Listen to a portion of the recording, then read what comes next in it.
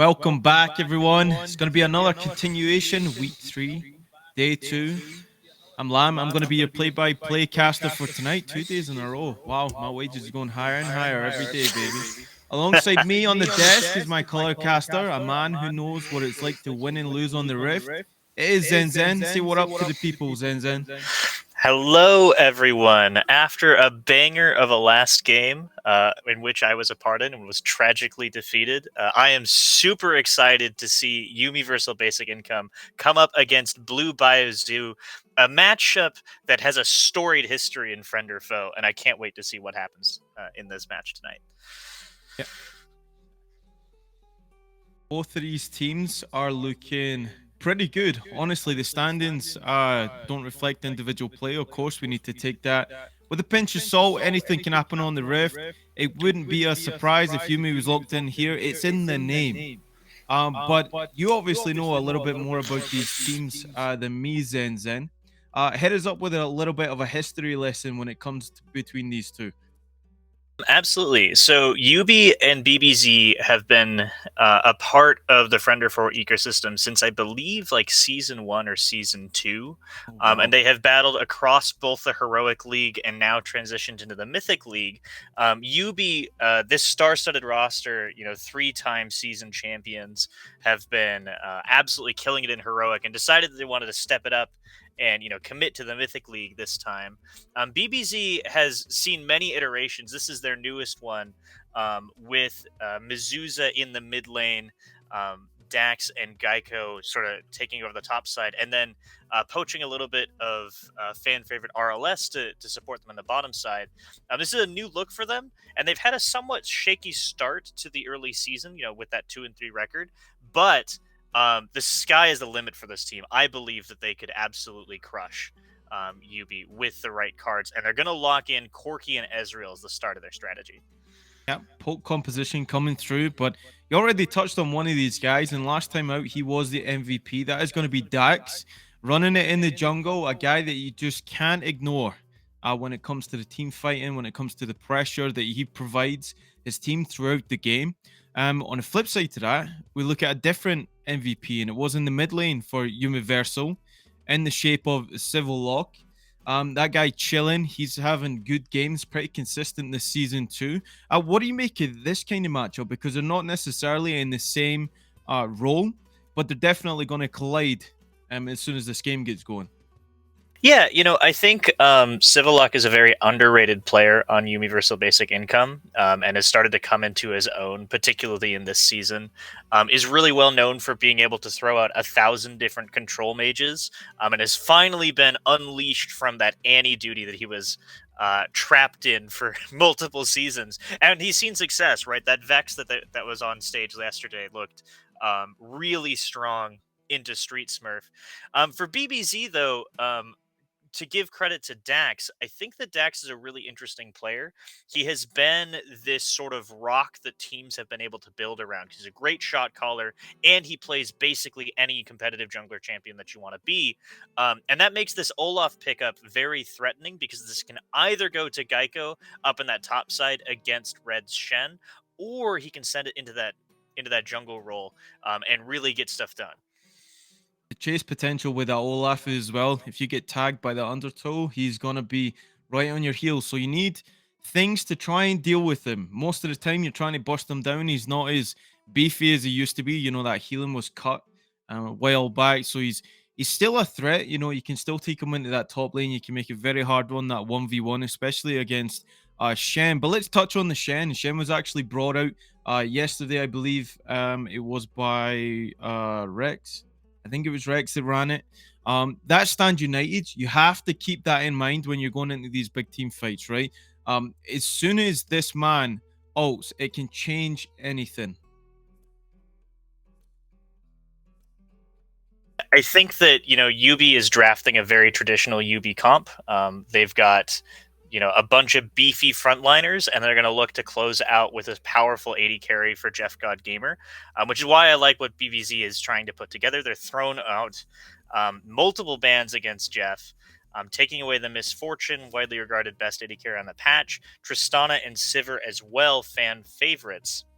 So going to be taking those away, and really limit the options for UB. I'm curious what BBZ wants to do as they round out this composition. They've got the Corki and the Ezreal already locked in, so they have their two AD carries, and they're going to be doing like good, consistent DPS into this big tank composition. But they probably need, some other frontliners or perhaps a split pusher to round out this comp. Well, most definitely taking away those AD carry options is a big thing as well, right? Tristana definitely has the ability to blow up that Ezreal, and MF very predominantly one of those champions that you just don't want to deal with later on in the game. You know, the ultimate becomes so essential, but they are hovering the center here now. The center is a really good pickup, but you got that scaling on your side, kind of matches up against the Ezreal. You know, Corki is going to be in there with a shout as well. You have so much peel on this team. You know, Shen, Zach, the disengage, everything is there. Oh, Shyvana going to be locked in as well, and that's going to be on utility monster.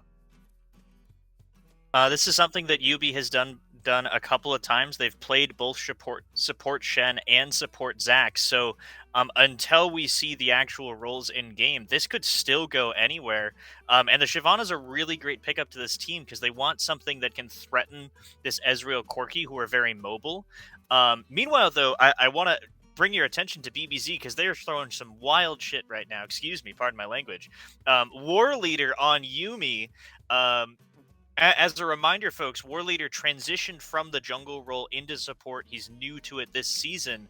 And Yuumi, despite all the memes, is a very difficult champion to pilot proactively and like have a really successful game with. And I'm super excited to see him picked up, as well as Vayne coming up into the top side for Geico. That's going to be a skill match up in the top side, and I cannot wait to see if he's able to put Red to the test.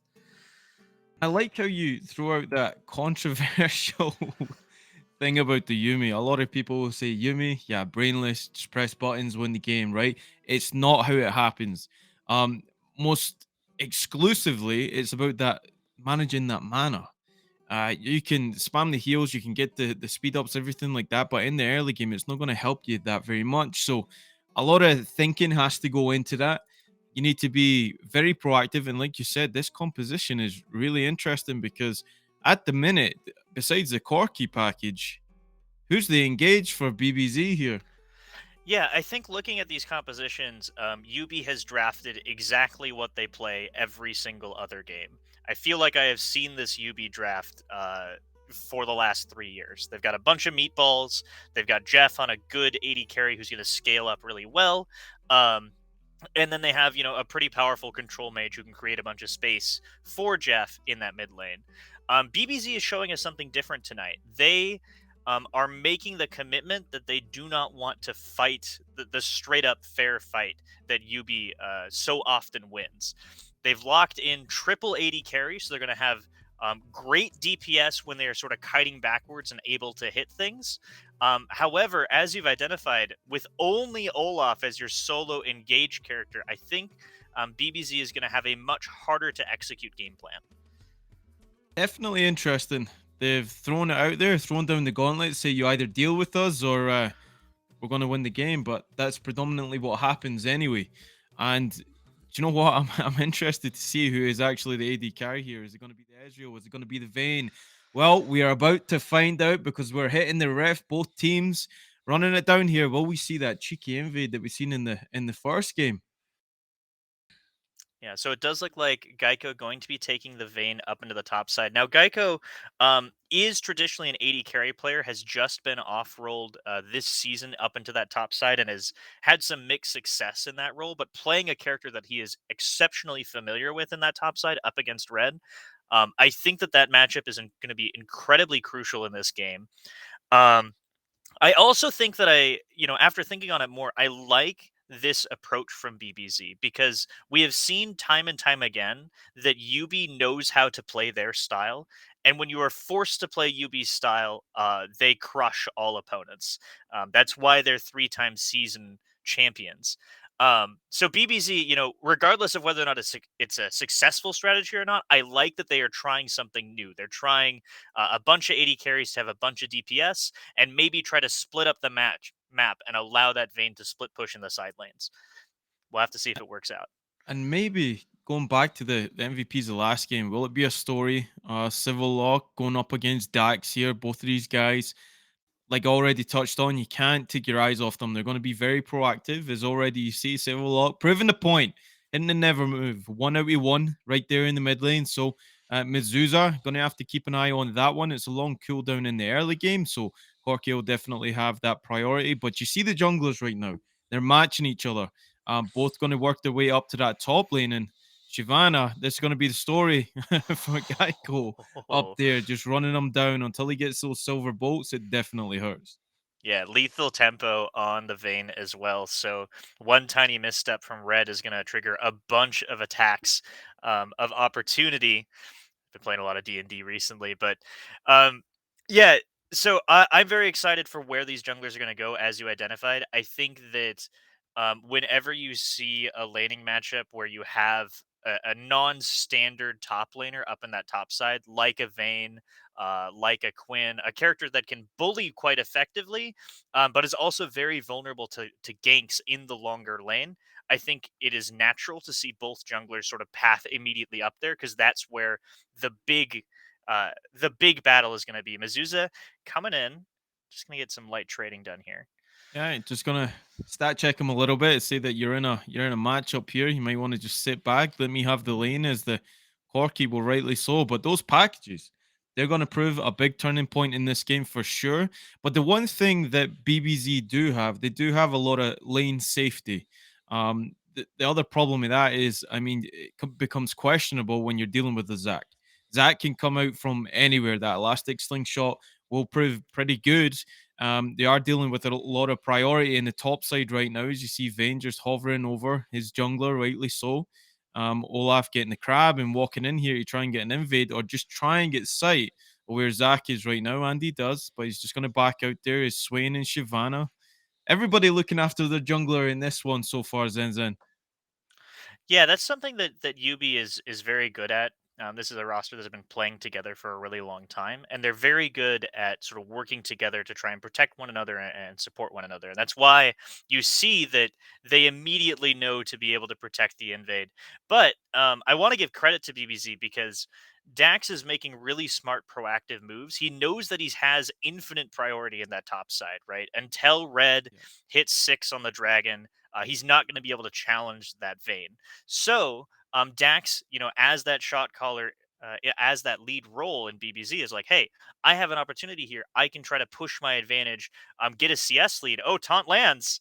Yeah, it's going to go into War Leader. Obviously doesn't have the jump back right there. He's going to walk that one out with the ignite down on off the Shen.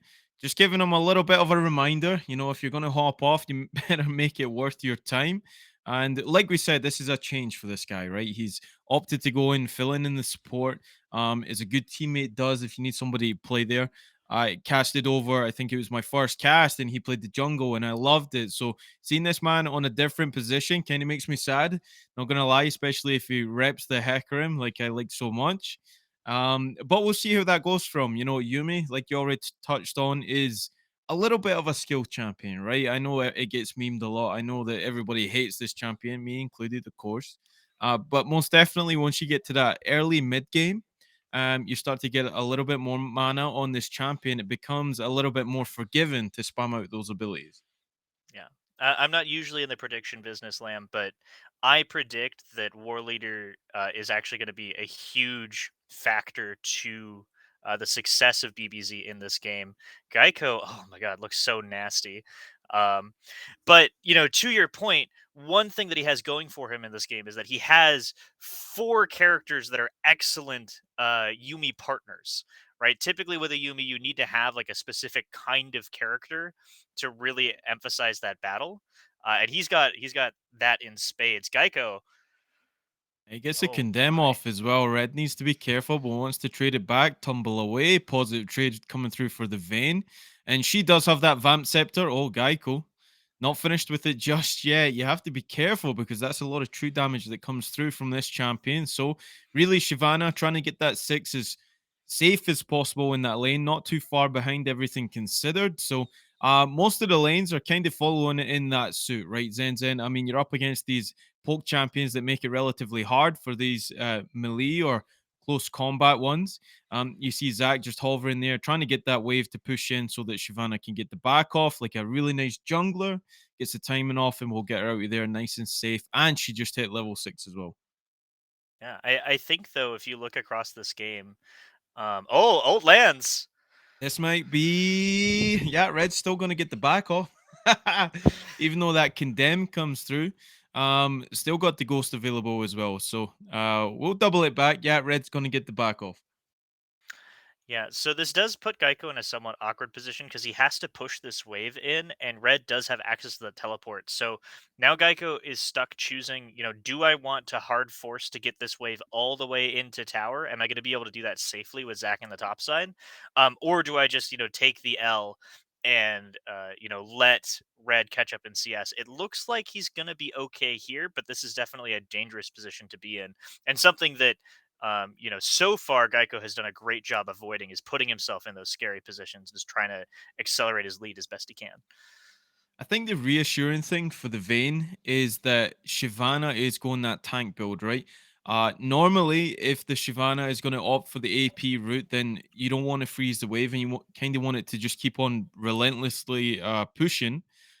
So really, getting the last hits in there, Red can kind of freeze that wave just in front of the turret, make it a little bit difficult for Geico. But obviously, since it is a ranged champion, you're going to get the poke off regardless if that freeze is going on. So a lot of thought has to go into the laning phase for Shyvana, but what will really intrigue me is how they play out these team fights, right? When we get that first Corki package, we've seen no pings going down on the objective so far, 8 minutes into the game. No vision even pushed into the bot side river. So both of these teams getting that mutual respect down. They don't want to commit to anything too soon. Everybody across the map is level 6, and we'll see where that first play is going to come through. Yeah, and I have to say, Lom, I think that the delay of action in this game actually favors BBZ. Because they have such incredibly strong scalers with the Ezreal, with the Corki, and the Vayne. They are quite happy to sit and farm this match up into oblivion and then try to split the map. It's why you see YUBI doing everything in their power to make plays around the map. Utility Monster has attempted 2 or 3 failed ganks already, and already they are on to the dragon. And this is the one thing that they have an edge on. Poor, poor BBZ absolutely cannot contest this objective. Absolutely, and you've seen kind of the reaction coming through from Dax right there. They did spot the Zac on that ward, and he immediately went to invade the blue buff, trying to trade over for the Herald, which they will. They have Corki and Vayne up there. So a trade of objectives this early in the game is not too bad, but you need to keep an eye on that. As soon as you get 2, 3 dragons going over without contest, and it can spell troublesome going into the mid. Yeah. So, taking a quick look at across the map here, despite this game, being deathless at the moment, it looks like BBZ has actually accumulated an easy 1,000 gold lead, and I have to imagine most of this is on the back of Dax, who has been farming like a madman. Recognizes his role in this game is just to support his lanes, and he doesn't actually have to do anything crazy. And so he has just been power farming up a storm and has already accumulated a 20 CS lead up in the jungle, a position where that kind of lead is actually huge.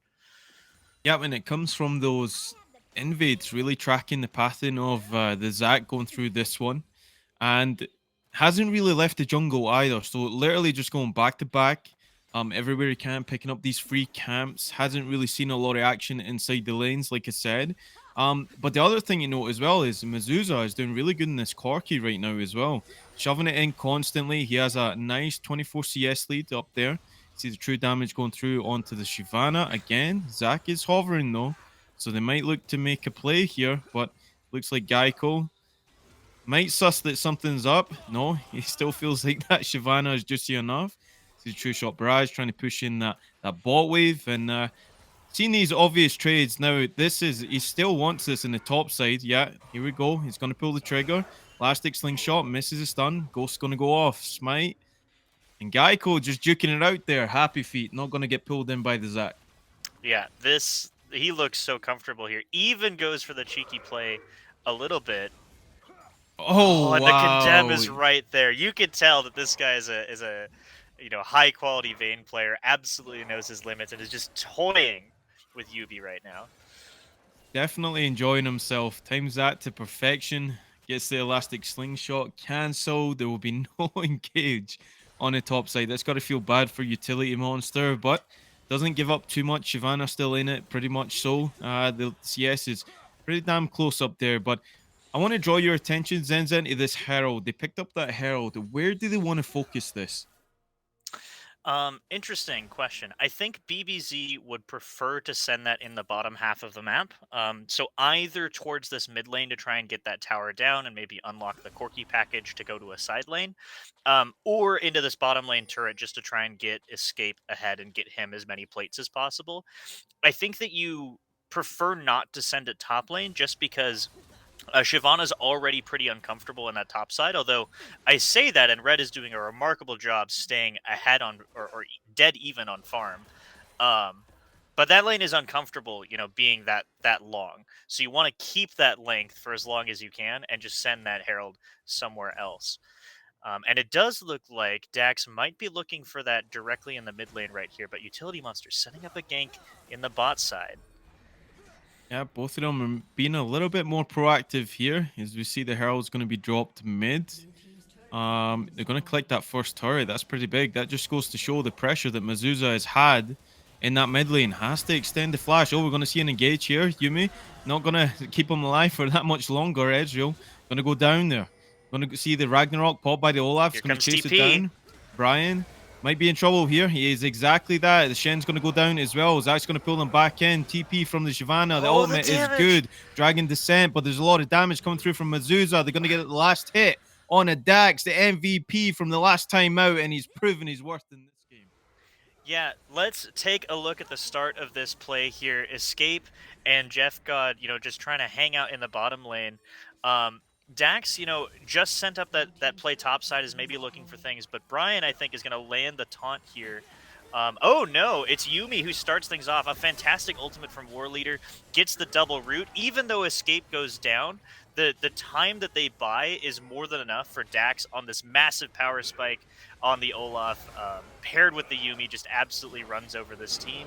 And, a thing to note, Red TP'd for this. He committed everything to try and win this side lane because he knows that he's not going to have a favorable matchup in the Vayne in the late side. And he loses that fight, loses his teleport, and Geico topside is going to get at least 2 plates for that. Huge win for BBZ. Yeah, he's going to free farm right up there as we see Zach. I don't think the passive was actually popped there. So he's still in a good position. But Mazuza on this Corki is doing a lot of work, a lot of damage. DPS was actually coming through from him when it looked favorable, right? They comboed the Zac ultimate going through with the Shyvana, and it looked really positive on the side of Yubi, but there wasn't enough damage coming through, and that's what you see on these poke champions, right? The DPS is always going to be there, especially in the early game. Yeah, and I've been really impressed with Mizuza's growth as a player over the course of Friend or Foe. Last season when he played for my team, Trickle Down Economics, there was a running joke that Mizuza could only play 2 characters. He had his Kale and he had his Victor. But he's really grown into his own on this new team, and you can see the results here. Utility Monster may be looking for a steal. Yeah, he's going to go for it. This is a Hextech Drake. Does go over with the Elastic Slingshot. Let's see. It's going to be a fight on the backside. He's going to steal that one. That's perfectly timed smite coming through from Utility. And Jeff still alive on the backside too. Double win. Come through. Oh! Two-shot barrage. Hold the phone. That ain't a win. You steal the dragon. But what's it going to cost you? Geico going to pick up Civil Lock on the extension of that team fight.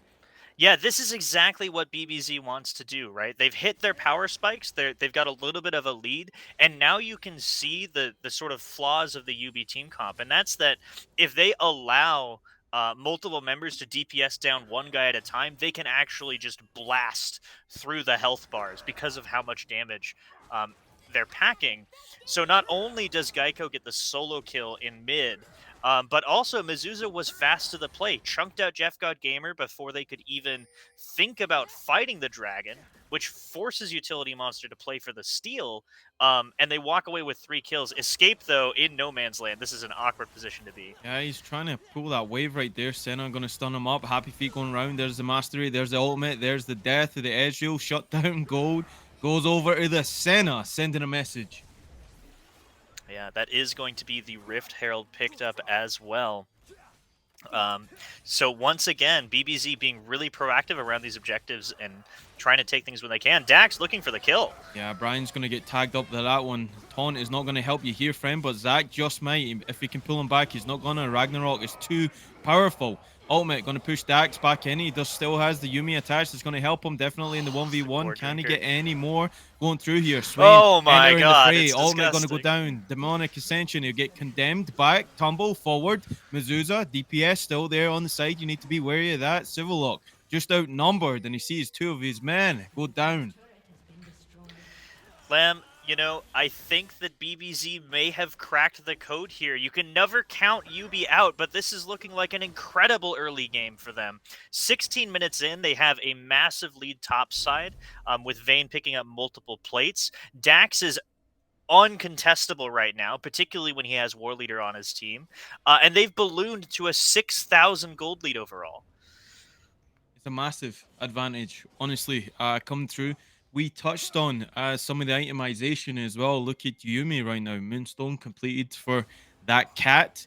You're getting the heal cut coming through as well, you know, for people like the Senna, even the Swain. As soon as that's adapted with the ultimate as well, it pairs really nicely and it does a lot of work for the rest of your team. And you're starting to see all these additional items.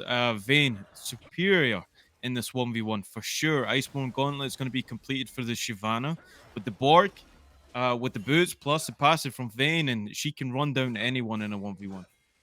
Yeah, and you know that's going to continuously be a problem for the side of YUBI. Now, you know, to their credit, they do have a couple of things going in their favor. Number one, they have 2 decent split pushers in Red and Brian Sang. Now that the bot side has been unlocked, he has that capability to sort of, you know, go off to the sideline, collect some farm, and then, you know, come back to these team fights for Stand United.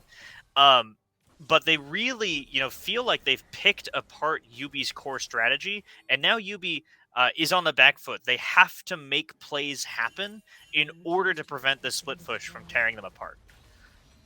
Yeah, and they do drop the Herald in the bot lane right there, picking up free gold. Geico just so comfortable on this champion, sending 3 to try and deal with the Vayne.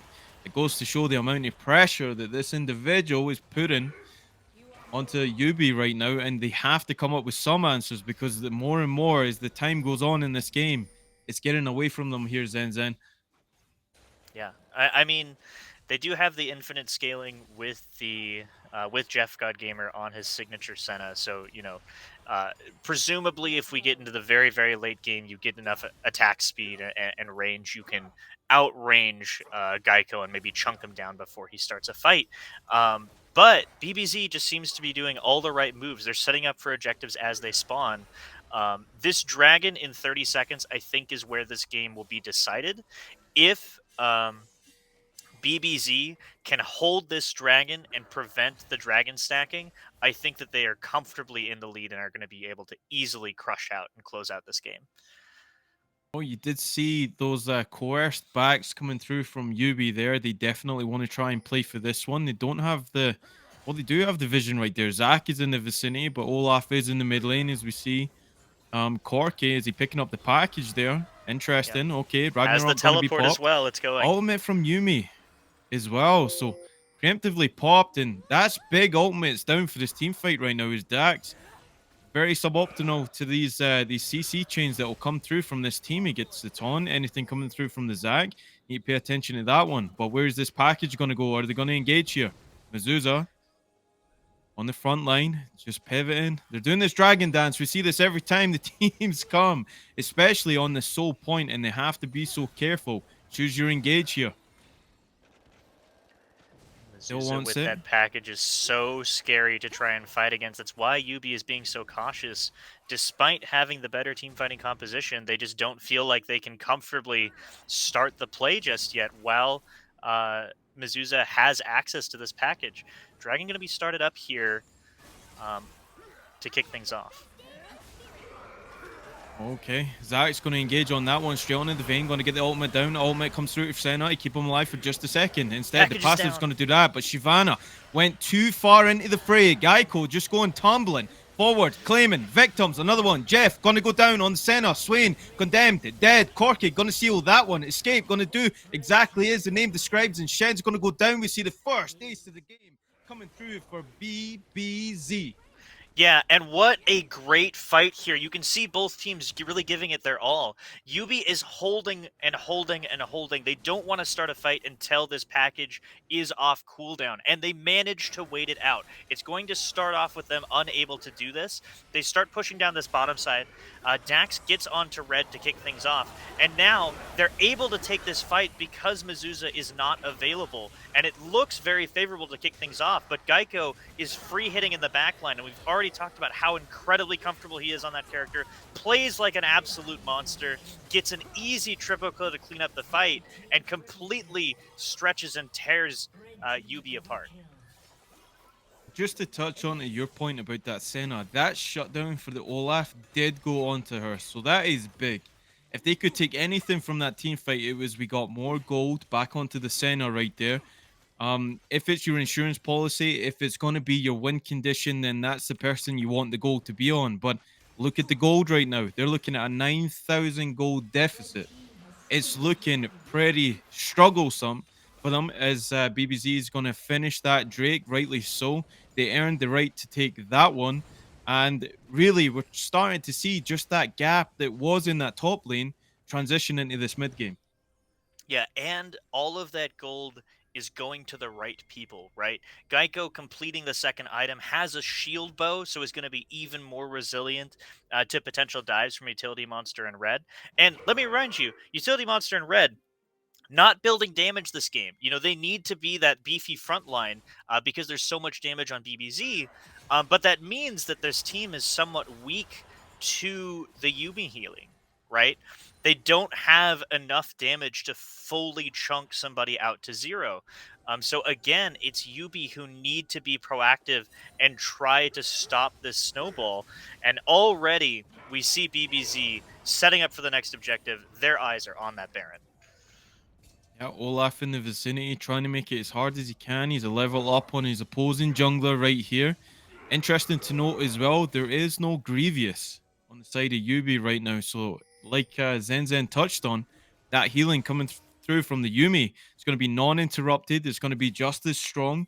And that can really be a problem as well. But look, that pays dividends for the Olaf utility. Oh, he's playing with fire right there. Gets out with that one. Dax looking for the wraparound as we see Geico Red, the 1v1, still in full effect in the bot side is Red just struggling to clear these waves. Yeah, and you can see Geico absolutely monstrous in this side lane, up 2 levels already. And, you know, Yubi is just caught in a really rough position because they either have to force onto this vein to stop this split, which Might is be looks the like what they're going to 1v1, do, yeah. or they have to defend the Baron. They can't do both. 2-level deficit, but they're going to bring down Jeff for this one. Okay, Red's going to ultimate right there. Can he get the twin bite on as well? Geico peeling it back as best he can. Can he get one more? That will secure the kill. He'll trade over. That's 1-for-1 as we see action in the top lane. Ragnarok, everything. Senna going to keep the utility alive for just a second. Not going to be enough. As another kill goes over to this Olaf, and Dak just picks it up for free. Yeah, so kills traded 2-for-1 on the side of BBZ means that they feel comfortable walking into this Baron. Civillock does still have access to the Swain ultimate, so they might try to make this play, but it's going to be really tough if they do. Oh, Ezreal actually tanking the Baron right there. A lot of damage coming through. This might be a chance. Brian on the wrong side, but he's going to get away from that one. Just go back to clearing the vision here as they return to the respected sides in this game. You still see that goal lead. It's 10,000, approaching the 25-minute mark in this game. And Bayern is definitely on the cards, but we're 2 minutes away from again another soul point coming through. It's going to be a mountain for this one, but the soul in this game, I think it is the hex. Is it the hex tech in this game? Um, no, it's Can't. not going to be the Hex Tech. I believe it is the Earth Oh, it Drake that is. we're It looking is at. going to be mountain. Yeah, Okay. Yeah. which does favor, I think, BBZ because they all their team really desires just a little bit of extra tankiness, moving forward. But again, I just have to give credit to them for crafting this unique strategy. So often have we seen teams play to UB's strengths. UB is a team that really likes to team fight. They feel really comfortable when they're the ones dictating the pace of the game. But Geico has been an absolute monster. Oh, he just wants everything. Shyvana hits the ultimate to try and get with that one. Stand United going to help her stay alive. As you see Jeff just taking infinite damage in that mid lane. And it looks like they're going to turn their attention to the Baron. They're winning fights all over the map. And they can't deal with this split push in vain. Yeah, I mean, once you end up in this position where you have a fed top laner on one side and then like this threat of an objective on the other, you're always stuck trying to figure out where you want to go. BBZ Escape maybe chunking out Utility Monster. I'm surprised that Dax burned off the Baron, but Teleport burned from red, so Geico's just going to have free reign on that bot side once again. Interesting teleport. I guess they didn't have vision of it. That's the main thing right here. Look at the wards coming through. This map, it predominantly belongs to BBZ right here. Is they have no clue. They thought they were on the Baron, and then they had to expend that teleport right there, but it's to no avail. And like you said, Geico just getting free reign. 10 seconds on the next dragon, and this is going to be another one going into the pocket of BBZ, so they'll even up the Drakes here if the Zac can't get a steal. Yeah, and look at Zach. He's completely on the other side of the map. So I think that they've resigned to their fate of giving up this dragon in exchange to try and get hold of this Baron. But again, this Baron is just so threatening while it's on the map because if Geico is able to secure that, there's nothing that will stop these inner turrets from falling. Mizuza as well has picked up the package. This is a window of extreme strength. Utility Monster going to get spotted out. He gets tagged, but he gets out of there. Gonna slingshot back. Retreat is full on right here.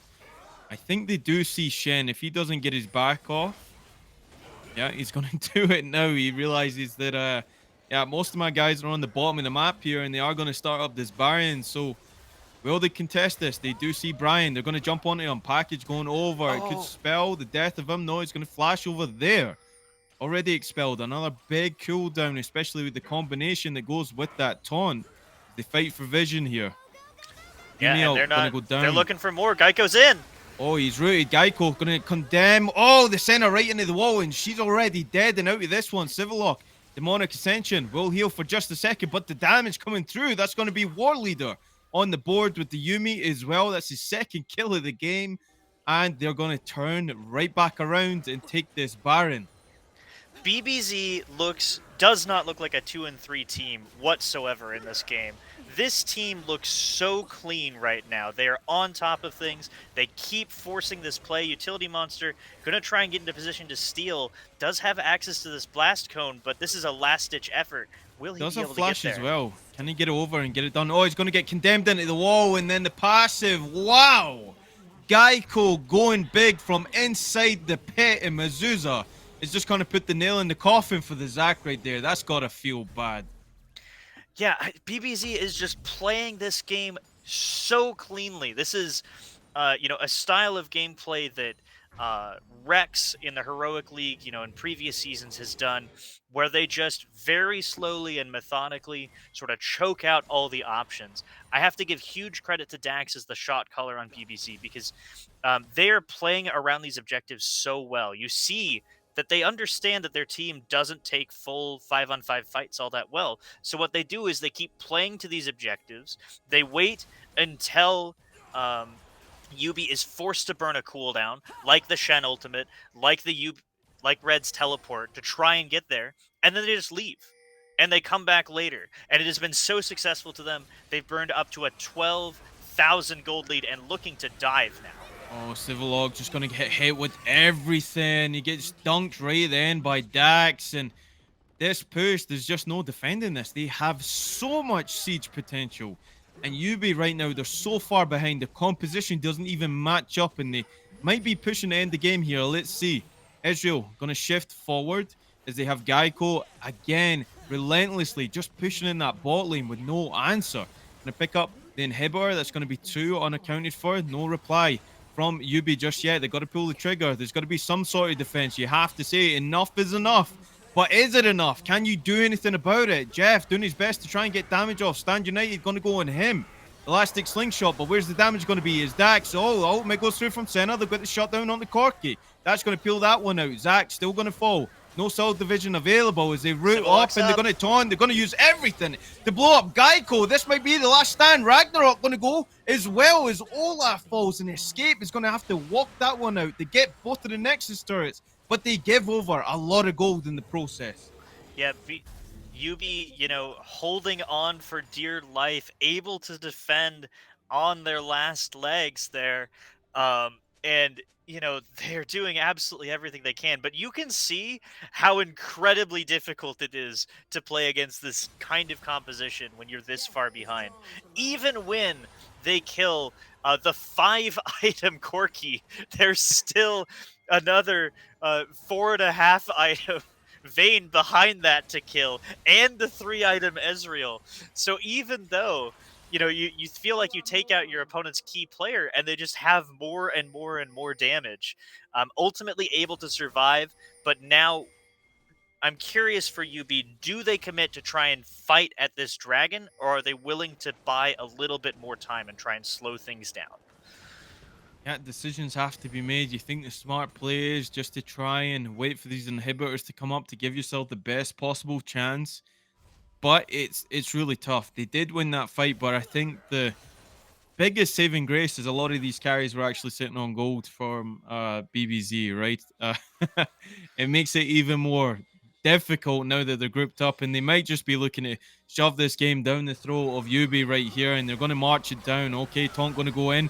Olaf is going to be 1v9. Shoe Shot Barrage going to help him out for a second. Utility Monster going to get picked off as he goes the same route, but the Olaf's still alive. Civil Lock, Demonic Extension not going to help him out. Geico cleaning the field. They're going to pick off the Shen as well. They're padding the KDA stats, and BBZ looking for the second ace, and this is going to be the game as a triple kill goes over to Geico and complements that solid performance. BBZ come up huge. 2 and 3. What? I cannot believe that this team played so well in this game, taking down the Titans of Universal Basic Income, and with a unique strategy. You look at that draft and you think, gosh, you've played no frontliners. How do you ever start a fight? And the answer is you get fed enough in your lanes that you can just, whack them with your money. And BBZ played their comp to absolute perfection. Huge credit for them. And this decision making that they showed here, in my mind, places them as a top tier competitive team. They just played this unique composition so incredibly well. And I want to say War Leader didn't fall once in that game. Any Yuumi enthusiasts? I mean, you're gonna like that one. I know there's a lot of people on the opposite side of the coin, but look, it was a clean game. They picked the composition to win the lanes, win the game. That's exactly what they did. So look, we are gonna cut to a small break, and when we get back, we will have an interview with the winning team. Stay tuned, guys.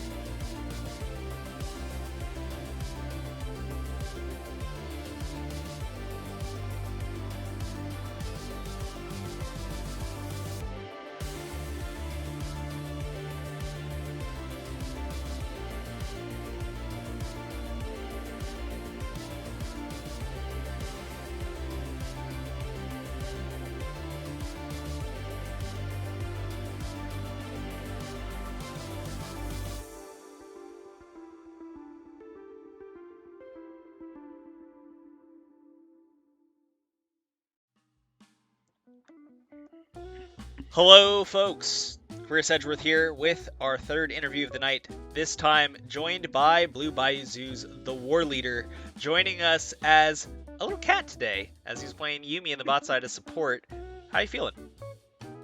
I'm feeling really good. You know, that game is definitely versus YUBI. They've got a lot of history, and I've got a fair amount of history in losing into them. BBZ, as an organization, has a lot of history in losing to them. And, you know, everybody has a history in losing to them, right? They're 3-time champions. So anytime that you get to score off against them, of course, it's going to be a little tense. But we had a lot of confidence in our game plan, even when we deviated from it on R5. But that's okay, because it worked out. Let's talk about the draft. It was wild all around.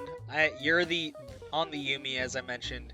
Ezreal Yumi, pretty stock standard, of course.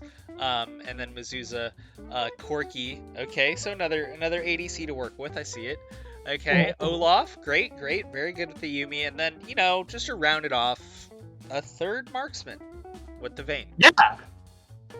You know, people talk about double marksman comps, and honestly, it's the third marksman that really pushes it. In actuality, though, yeah, this was a Yumi comp. As soon as we saw that Yumi was getting as deep in the draft as it did, absolutely a Yumi angle. We have a lot of huge players, a lot of good mechanical players that can maneuver around fights with the stat stick and the summoners that Yumi provides. A lot of very talented players that can play around it. And so the game plan is that we just have 4 champions that Yumi can go on. Maybe not from the start, but as the draft developed, that became the game plan. We were really expecting a Gwen in the top side, but with 5 seconds left of the draft, Geico just goes, nah, I know this game on Vayne, locks it in, Giga Chad move, and obviously it worked out this game. Hell yeah, well, let's talk about the game itself. Overall, it was, you said that there's so many people, which is a true statement. There's so many teams and people in this league that have scars from a thrashing from YUBI themselves.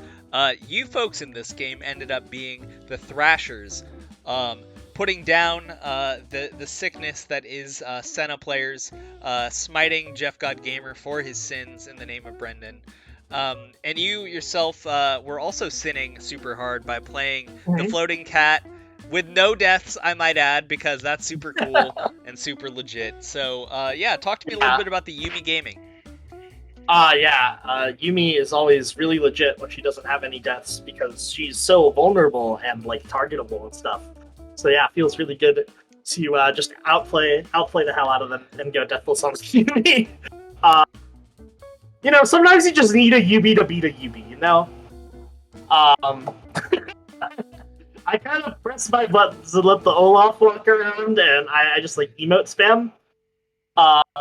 Playing Yubi does horrendous damage to my vision strategy. Yeah, but no, that game's sick, because I just hop on everybody. There's... What's not to love about that Yubi game, right? Yeah, everyone's a winner, really. In the end, everyone's happy to have a Yumi stapled to them. So yeah. Real quick, shout out to Red for being Giga Tilted in the chat. I see you, brother. There it is. Let's go. Let's talk about the second round robin looms large up ahead. What are your feelings on your team's strengths now at an even 3-3? Looking at the other side. Yeah, to say that we've had some struggles would be an understatement in terms of our cohesion, and it took a lot of time for us to figure out how we want to play the game and how we want to work together. I think if you watched our gameplay, it's not a stretch to say that most of us were slumping in our gameplay first couple of weeks, and we've really started to build up that momentum, get good old Uncle Mo on your bench, as you know, football players say, get that momentum going and figure out, we know what we want to do. We've worked on our rules and shot calling, and making sure we always have an out man, someone yelling out when it's bad, so we don't overcommit to bad plays. And so going into the second round robin, I'm feeling pretty confident. I don't know if we are the top 1 team that a lot of people predicted at the beginning of the season, but we're definitely going to give teams a run for their money if they underestimate us, and if they just take a shitty game from Fiora out of Geico as the true strength of that man. Let's leave it there. I mean, thank you so much, War Leader, for joining us. Your final opportunity here on the desk, though. Any final thoughts, any shoutouts, any banter you'd like to leave with us? See, YUBI only has one B in their name. It's YUBI. BBZ, however, 2 Bs. That's a B diff. Never. I mean, that's just facts. That's just math, folks. So we're gonna leave it there. Third game is wrapped up. One final game coming up next. We have the forces of the Fat Pikachu against Super Late Reveal. We'll be back.